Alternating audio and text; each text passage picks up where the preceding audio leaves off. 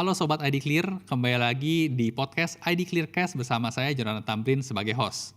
Di episode kali ini, kita bakal bahas topik berani berinvestasi sama dengan berani melangkah maju. Nah, indeks ekonomi, salah pilih tempat investasi bisa berakibat fatal ya. Awalnya mungkin harapan kita cuan, malah berujung loss atau mungkin jadi beban keuangan kita. Nah, buat teman-teman yang punya ketakutan seperti ini, seharusnya video ini bakal cocok nih buat kalian tonton. Let's make it clear with ID Clear.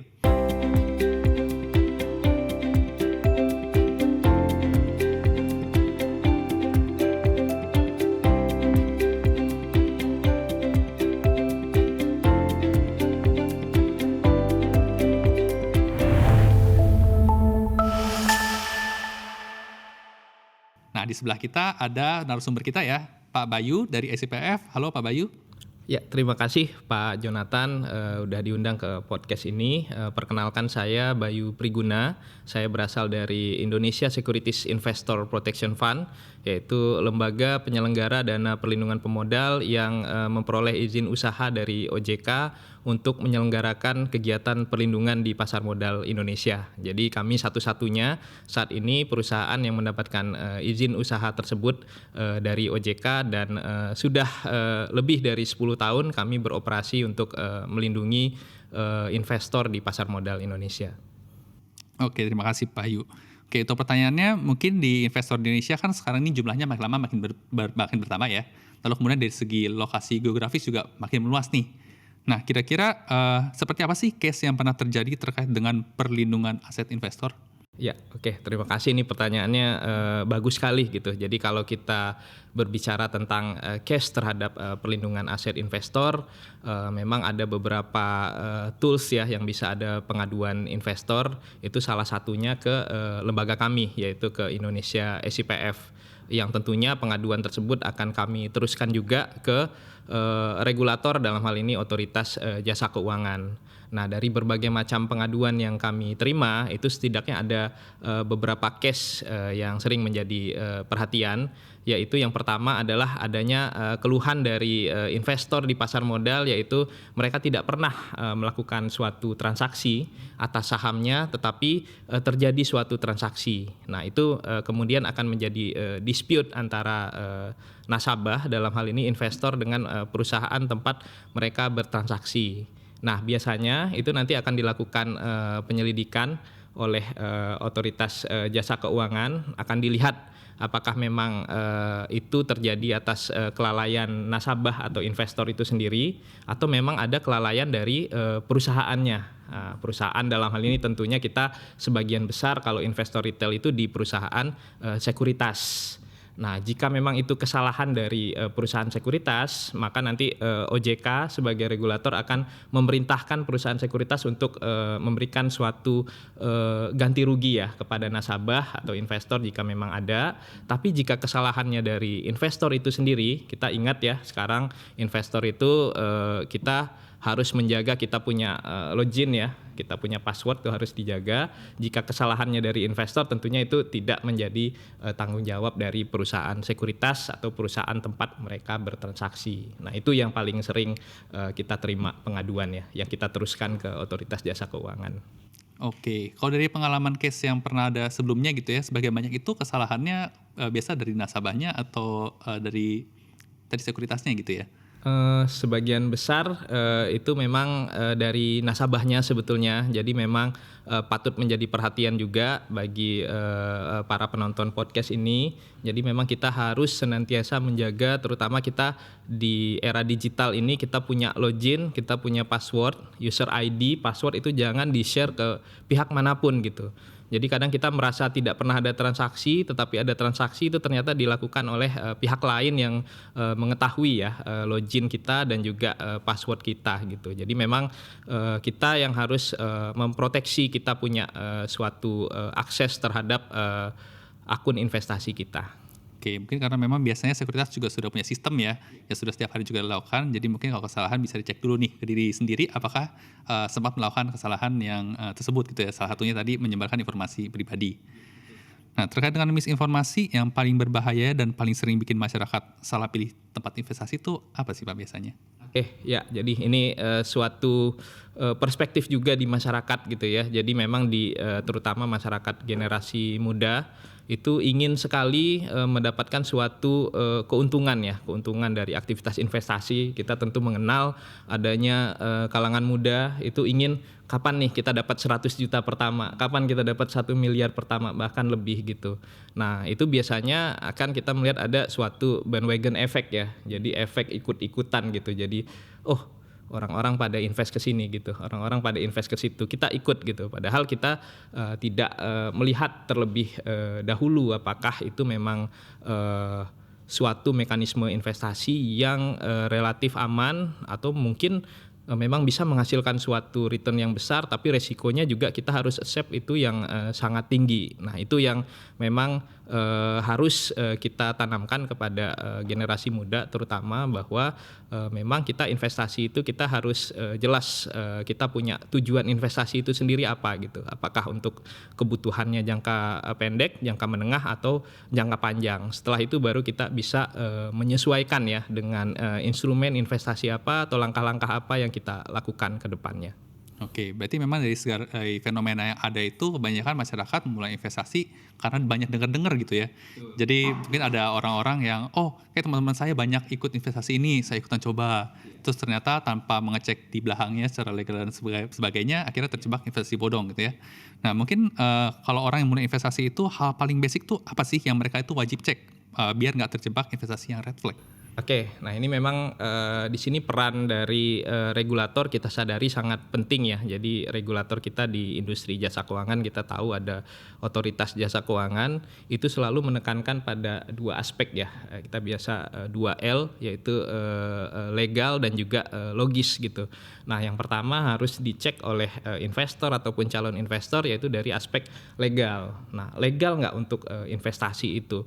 Barangnya itu legal nggak? Yang kedua, apakah penyelenggara dari investasi itu, apakah itu platform, apakah itu perusahaan intermediary, itu juga apakah memiliki izin usaha dari otoritas jasa keuangan sebagai regulator. Nah, itu harus dicek oleh teman-teman calon investor. Jika produknya legal, kemudian jika penyelenggaranya juga legal, itu tentu kita bisa masuk.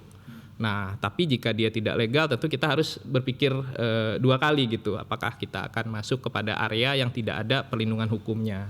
Itu dari aspek pertama. Dari aspek kedua kita lihat itu dari sisi logis atau tidak logis dari produk yang ditawarkan gitu.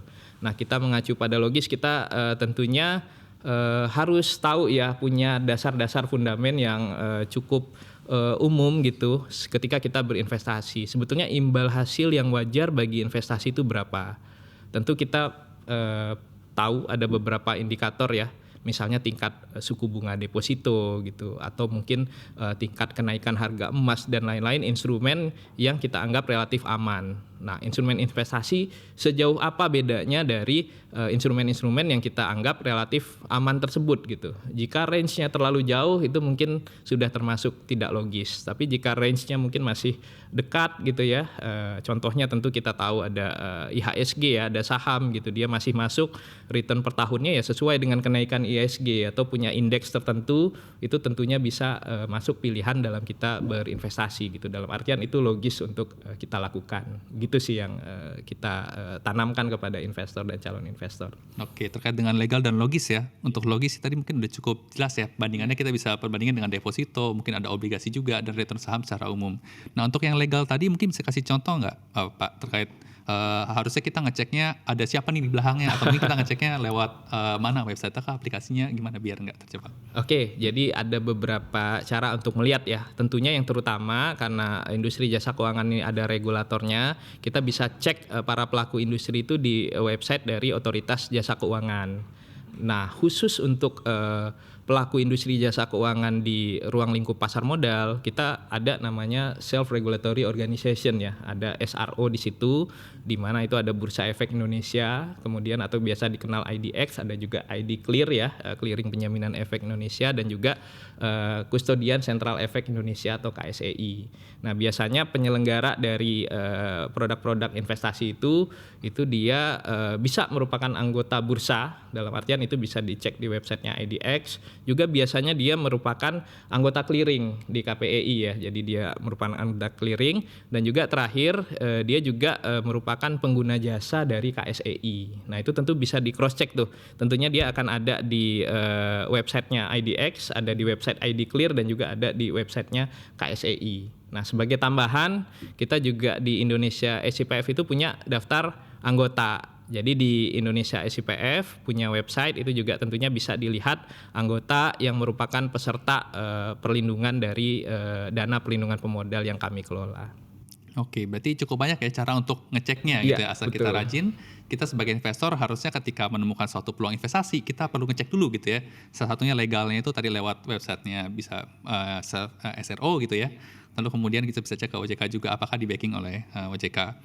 Oke, terkait dengan jenis investasi, biasanya sih apa sih secara data gitu ya yang paling banyak memakan korban?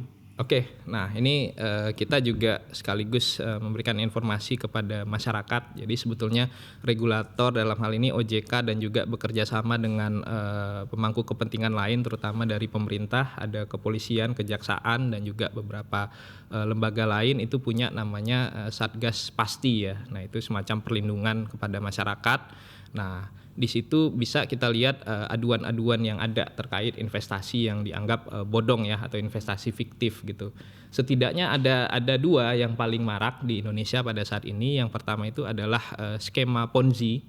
Jadi dalam artian itu skema piramida ya. Jadi nanti pada suatu titik itu nanti akan runtuh bangunan yang dibangun itu. Dan kemudian yang kedua itu adalah skema pembelian falas ya atau forex gitu yang tidak berizin oleh dari OJK maupun dari Bapepti ya dan juga Bank Indonesia gitu. Karena menurut undang-undang terbaru, Undang-Undang P2SK itu untuk penyelenggaraan kegiatan investasi dalam artian pembelian forex atau falas itu institusinya harus memang merupakan anggota bursa berjangka dan juga dia diawasi oleh 3 institusi bahkan saat ini. Ada Bank Indonesia, ada OJK dan juga ada Kementerian Perdagangan melalui Bapepti. Itu yang paling sering dua itu. Oke. Ya. Untuk Pak Bayu sendiri menangani juga nggak sih permasalahan komplain-komplain terkait yang tadi itu tadi investasi bodong juga menanggapi juga ya?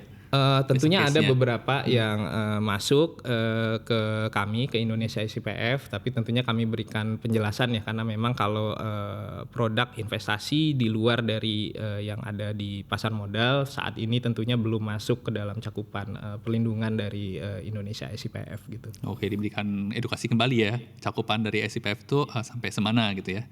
Oke. Lalu kemudian apa sih kekhawatiran paling umum soal keamanan aset yang SIPF temui dari investor pemula? Oke, ya. Jadi investor pemula ini memang ketika memutuskan untuk menjadi investor di pasar modal sebetulnya prosesnya sama dengan kita menabung di bank gitu ya. Jadi ada suatu aset yang kita titipkan. Kalau di bank itu kita menitipkan hanya berupa uang. Kalau di pasar modal itu sebetulnya ada 2 hal yang kita titipkan ya. Yang pertama itu kita menitipkan efeknya. Efek itu bisa berupa saham, obligasi ataupun produk derivatif, ada ETF dan lain-lain. Yang kedua itu juga ada dana. Nah, kalau di pasar modal tentunya dalam mekanisme perdagangan saham pada umumnya itu kita kenal namanya RDN ya, rekening dana nasabah. Nah, tentunya kekhawatiran dari investor itu terutama terkait asetnya ya, baik berupa efek maupun berupa dananya. Apakah efek yang kita titipkan maupun dana yang kita titipkan itu apakah aman atau tidak? Nah, itu yang sering menjadi pertanyaan investor kepada kami ya selaku penyelenggara dari dana perlindungan pemodal. Oke, untuk RDN ini kan juga setahu saya ini sepengalaman saya dikelola oleh Bank Konsilian sendiri gitu ya. Jadi ketika ada misalnya fraud dari pihak sekuritas, seharusnya kan dana yang ada di RDN itu tidak dibawa oleh sekuritas. Benar nggak ya? Mungkin bisa Oke. dilihat. Iya, jadi mungkin sedikit detail di sini. Jadi kalau kita sebagai investor maupun calon investor itu ketika kita investasi beli saham di pasar modal itu kita dibukakan namanya rekening efek di perusahaan sekuritas pada umumnya ya, atau kalau institusi nanti dibukakan rekening efeknya di bank kustodian. Nah, rekening efek itu dibukakan lagi mirroring datanya yang sama itu namanya sub rekening efek adanya di Kustodian Sentral Efek Indonesia atau KSEI. Nah, data yang ada di rekening efek dikelola oleh perusahaan sekuritas ataupun data di KSEI itu mestinya match. Nah, kalau tidak match itu berarti ada sesuatu. Belum tentu ada fraud tapi ada sesuatu kesalahan. Nah, itu mesti dilihat apakah ada fraud atau tidak. Nah, untuk RDN sendiri itu tentunya KSEI sudah menunjuk ya bank-bank yang boleh untuk melakukan pengelolaan dari rekening dana nasabah atau RDN. Nah, benar sekali untuk RDN ini dikelola oleh bank umum. Jadi sebetulnya perlindungannya dalam dua hal. Yang pertama, apabila bank tersebut kolaps atau terancam untuk dilikuidasi, itu ada perlindungan dari LPS, jadi kondisi banknya yang tidak sehat. Yang kedua, jika ada suatu fraud dari perusahaan sekuritas, itu dalam taraf tertentu nantinya bisa juga mendapatkan perlindungan dari Indonesia SIPF melalui dana perlindungan pemodal atau DPP. Oke, berarti udah dari dua arah ya, dari sisi perbankannya juga dari sisi sekuritasnya. Nah, kalau dari sekuritasnya sendiri, seperti apa sih jenis-jenis resiko fraud perusahaan efek yang mungkin yang lebih elaborate gitu, lebih detail, contoh-contoh case yang pernah dialami. Nah, jadi mungkin kalau kita mengacu kejadian-kejadian yang ada di perusahaan sekuritas, itu kita bisa melihat dari dua sisi ya. Yang pertama itu fraud terhadap efek, yang kedua itu fraud terhadap dananya gitu. Nah, kalau fraud terhadap efek itu seperti apa gitu. Jadi kita ketahui bahwa untuk adanya suatu pemindah bukuan atau transaksi terhadap efek itu harus atas instruksi dari nasabah atau investor. Nah, fraud di sini dalam artian adalah nasabah itu tidak pernah melakukan suatu instruksi atas efeknya, tetapi oknum di perusahaan sekuritas atau di bank kustodian itu melakukan pemindah bukuan tanpa instruksi. Nah, itu dianggap sebagai suatu fraud. Nah, resikonya apa? Jika kita punya suatu saham, katakanlah saham A gitu ya, dia tadinya kita punya 100 lot, tanpa ada instruksi dijual separuhnya. Jadi kita tinggal punya 50 lot. Padahal 100 lot tadi jika kita biarkan barangkali dia akan mengalami kenaikan harga gitu. Nah, itu salah satu contoh fraud yang dilakukan oleh perusahaan sekuritas dalam hal itu terkait efek. Nah, kalau terkait dana, nah di sini memang tentunya ada dua kemungkinan ya. Yang pertama memang fraud oleh dari oknum di perusahaan sekuritasnya karena kita memberikan kuasa ya kepada perusahaan sekuritas atas pemindah bukuan dari dana tersebut. Yang kedua ini mungkin kasus yang marak terjadi di tahun 2025 yang sedang dalam penyelidikan juga oleh OJK dan SRO, itu bisa juga ada serangan siber terhadap sistem yang mengelola dari rekening dana nasabah. Nah, itu juga salah satu potensi yang bisa mengakibatkan kerugian yang dialami oleh investor ataupun calon investor ya. Oke, memang belakangan ini sih lagi rame juga ya isu-isu terkait cukup. dengan beberapa juga masuk media juga ya cukup terkait isu marak, yang itu ya. Jadi mungkin beberapa investor juga jadi pada ketakutan nih atau merasa nggak aman. Tapi dengan penjelasan tadi harusnya sih udah lebih bisa diklarifikasi ya. Maksudnya investor juga semakin teredukasi, harusnya bisa semakin mencari tahu sendiri dan bertindak sesuai dengan yang seharusnya. Nah, oke, tadi kita udah memfilter ya mana yang legal dan mana yang bodong gitu. Tadi caranya kita bisa ngecek website-website SRO gitu. Lalu kemudian ketika mulai tujuan investasi, tenang aja. Karena tentunya akan ada banyak pihak ya yang bantu untuk melindungi dana investasi kita melalui ekosistem pasar modal. Nah, kalau boleh tahu siapa sih yang bisa lindungi nih atau pihak-pihak mana aja yang bisa membantu investor dalam perihal perlindungan keuangan mereka? Oke, nah jadi kalau di sini saya coba jelaskan perlindungan investor dalam skop yang lebih luas ya. Jadi sebetulnya tujuannya ini ingin memberikan gambaran bahwa pasar modal ini adalah suatu ekosistem yang relatif mengedepankan keamanan bagi para investor gitu. Nah, tentunya kalau kita bicara perlindungan, itu ada perlindungan dari regulator, dalam hal ini dari OJK. Tentunya lewat apa? Lewat edukasi, lewat sosialisasi, dan juga jika ada pengaduan itu bisa ke otoritas jasa keuangan. Nah, dalam konteks transaksi di pasar modal itu sebetulnya masing-masing dari SRO itu juga sudah memberikan perlindungan. Nah, kita kenal dari IDX itu ada memberikan semacam early warning system kepada investor berupa ada namanya itu notasi khusus ya terhadap saham apabila dia melakukan suatu sesuatu yang belum ideal gitu ya dilakukan, itu akan diberikan tanda ya, ada huruf tertentu, dan juga ada namanya peringatan unusual market activity atau UMA ya, UMA gitu. Nah kemudian kita juga punya di SRO itu ada namanya ID Clear ya, Clearing Penjaminan Efek Indonesia, itu menjamin adanya suatu penyelesaian transaksi. Jadi kalau kita beli saham sudah match di sistem dengan harga sekian, itu kita dijamin dapat sahamnya, kemudian pihak lawan kita itu juga dijamin dapat uangnya oleh KPEI. Nah KPEI di sini atau ID Clear itu juga punya mekanisme yang namanya dana jaminan. Nah dana jaminan ini berfungsi sebagai last resort ya, jadi dari apabila terjadi kegagalan transaksi itu nanti akan bisa mendapatkan penggantian. Nah kemudian di KSEI sendiri itu juga sudah memberikan ada namanya fasilitas akses ya. Fasilitas akses itu nanti bisa dibuka, setiap investor itu punya fasilitas akses, bisa dilihat portofolionya sebesar apa, dicocokkan dengan catatan yang ada dari perusahaan sekuritas. Nah jadi sebetulnya relatif aman oleh pihak-pihak ini. Nah apabila kita lihat rangkaian tadi di OJK dan SRO itu ternyata masih ada juga ya, jadi kita lihat risiko itu tidak bisa nol, jadi tetap ada moral hazard ataupun oknum yang bisa untuk berniat curang ya atau melakukan fraud.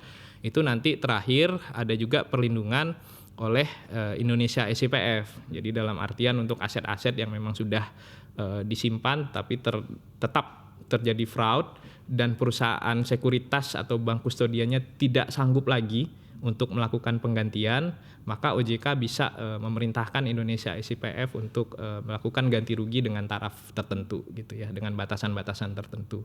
Oke, berarti cukup banyak ya yang bisa bantu untuk melindungi investor. Berarti teman-teman kalau ngelihat di suatu saham itu ada kodenya gitu ya, yang mungkin kalau di bahasa investor itu tato bursa ya, itu sebutannya ya. Entah mungkin telat memberikan laporan keuangan gitu, lalu kemudian ekuitas bersifat negatif, itu ternyata bagian dari cara melindungi investor gitu ya. Lalu kemudian ada UMA dan suspensi juga, itu juga merupakan bagian ya. Oke, tadi juga sempat disebut ada SIPF ya. Nah ini ada ID Clear, ada SIPF. Nah kira-kira apa sih perbedaannya antara ID Clear dan SIPF ini Pak? Oke, ya jadi memang saya sampaikan juga sedikit bahwa Indonesia SIPF ini adalah suatu PT ya, jadi kita perseroan terbatas yang memiliki pemegang saham. Nah pemegang saham kita salah satunya adalah ID Clear ya, jadi selain dengan dua SRO yang lain, jadi ada Bursa Efek Indonesia atau IDX dan juga KSEI itu juga merupakan pemegang saham dari Indonesia SIPF. Nah kalau kita lihat perbedaannya itu ada pada tahapan dari transaksi itu sendiri gitu. Jadi jika KPEI itu dia berperan dalam pelindungan sampai dengan itu menjamin adanya transaksi tadi yang disampaikan. Jadi ketika seorang investor itu membeli suatu instrumen gitu ya, sudah cocok di harga tertentu dalam sistem, itu KPEI yang akan menjamin dia mendapatkan instrumen tersebut, dan juga apabila melakukan penjualan KPI juga menjamin itu akan mendapatkan suatu dana ya atau hasil dari penjualan tersebut gitu. Nah jadi tahapan itu di tahapan transaksi. Nah setelah transaksi itu ada namanya tahapan penyimpanan dan penyelesaian oleh KSEI ya. Nah jadi setelah ada transaksi, efek-efek tersebut disimpan gitu ya.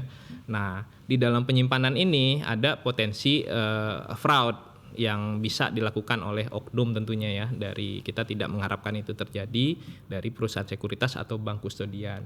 Nah jika itu terjadi dan tentunya pihak pertama yang harus bertanggung jawab adalah perusahaan sekuritas dan juga bank kustodian jika kejadian fraud itu terjadi. Tapi jika tidak sanggup, maka OJK dapat memerintahkan kepada Indonesia SIPF untuk bisa memulai proses klaim yang kita bisa memberikan ganti rugi sesuai dengan ketentuan yang telah ditetapkan oleh OJK. Oke, saya penasaran deh, pernah nggak sih ada case yang sebelumnya ditangani gitu ya oleh SIPF? Yeah. Kalau boleh di-share mungkin secara nominal tuh sampai seberapa gitu ya? Oke, nah jadi Indonesia SIPF itu mulai melindungi investor tuh sejak tahun 2014.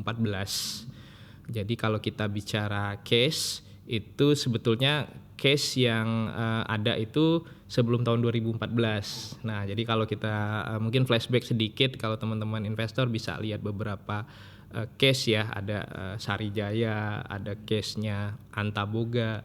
Nah, di situ terjadi pada waktu itu tidak ada pelindungan di industri pasar modal, sedangkan yang di bank waktu itu sudah ada LPS. Nah, dengan dasar itulah maka Indonesia SIPF didirikan, sehingga jika ada kejadian lagi seperti itu, kita bisa mendapatkan pelindungan. Oke, berarti after 2014 belum ada untungnya ya? Atau Belum ada belum yang ada ya? sampai penggunaan dari dana pelindungan pemodal oleh Oke, SIPF. berarti semakin teratur gitu ya? Iya. Oke. Nah, untuk teman-teman yang udah mulai terjun dan mulai invest gitu ya, Iya. hal pertama yang harus dipahamin investor itu soal perlindungan apa sih? Hal yang pertama gitu ya, sebagai seorang pemula nih yang baru mau start invest. Oke, ya. Jadi mungkin mindset yang harus kita sampaikan kepada investor sebagai seorang pemula bahwa tanggung jawab pertama dalam perlindungan terhadap aset investasinya itu adalah pada diri kita masing-masing ya. Jadi sebagai investor tentunya tadi sudah kita sampaikan juga, terutama dalam era digital ini kita harus menjaga ya privasi dari kita punya aset gitu. Nah, aksesnya dari apa? Tentunya dari user ID login dan juga dari password. Betul-betul itu tidak boleh di-share. Nah, itu harus kita pahami bahwa memang itu adalah peran kita sebagai investor. Yang kedua, teman-teman investor pemula itu tentunya harus paham juga dengan risiko-risiko yang sudah melekat ketika kita berinvestasi di pasar modal. Dan dalam prakteknya di seluruh dunia itu tentunya tidak tidak mendapatkan suatu perlindungan ya. Nah, katakanlah seperti apa? Misalnya kita ketika menjadi investor saham, kita sudah harus tahu bahwa kita bisa mendapatkan capital gain, tapi kita juga bisa mendapatkan loss di situ gitu. Nah, jadi apabila harganya turun, tentunya itu resiko. Kita harus siap untuk accept resiko tersebut. Yang kedua, kita juga sebagai investor pemula harus paham juga gitu bahwa ada namanya risiko likuiditas. Jadi jangan misalnya kita punya beli suatu saham di atas kertas nilainya tinggi nih, harganya naik gitu dari 4.000 jadi 6.000 gitu. Tapi ketika kita pasang jual, nggak ada lawan yang ingin beli gitu di situ. Nah, ini ada risiko likuiditas di situ. Di atas kertas nilainya tinggi tapi kita tidak bisa meng-cash out itu menjadi uang. Atau kalau kita ingin cash out itu jadinya malah bukan tinggi tapi malah rendah gitu.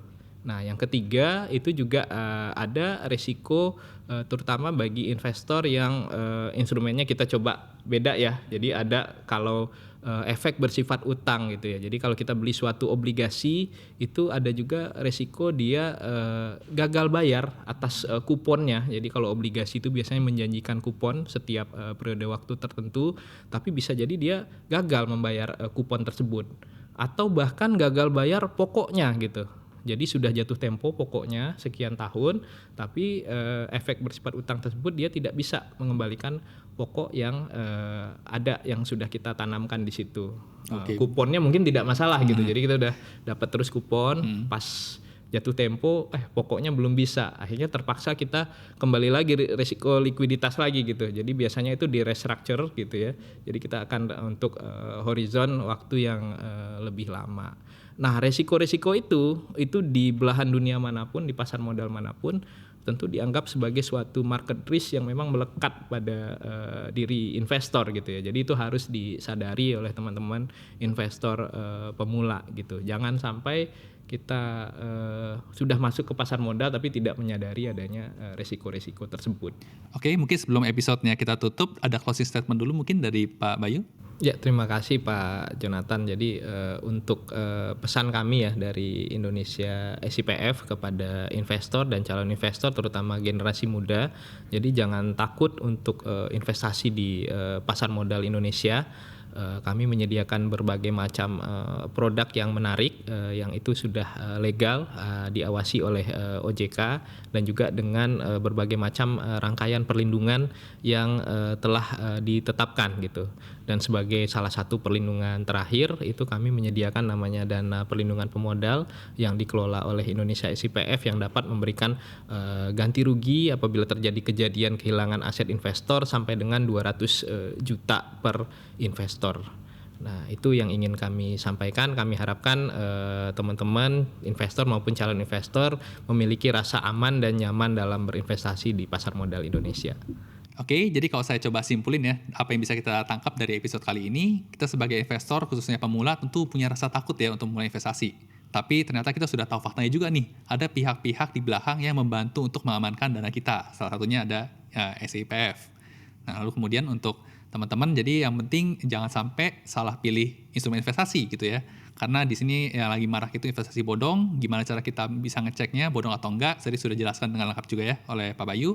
Jadi yang penting kita berani melangkah, yang penting punya dasar legal dan logis itu. Oke. Buat Sobat ID Clear Cash yang masih penasaran perihal pasar modal, nantikan episode kita berikutnya ya.